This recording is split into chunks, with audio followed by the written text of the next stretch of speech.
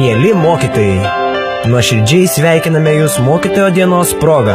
Norime Jums padėkoti už pasiaukojimą savo profesijai, nes turbūt ne kiekvienas mokinys vertina, koks atsakingas, kūrybingas bei daug kantrybės reikalaujantis mokytojo darbas.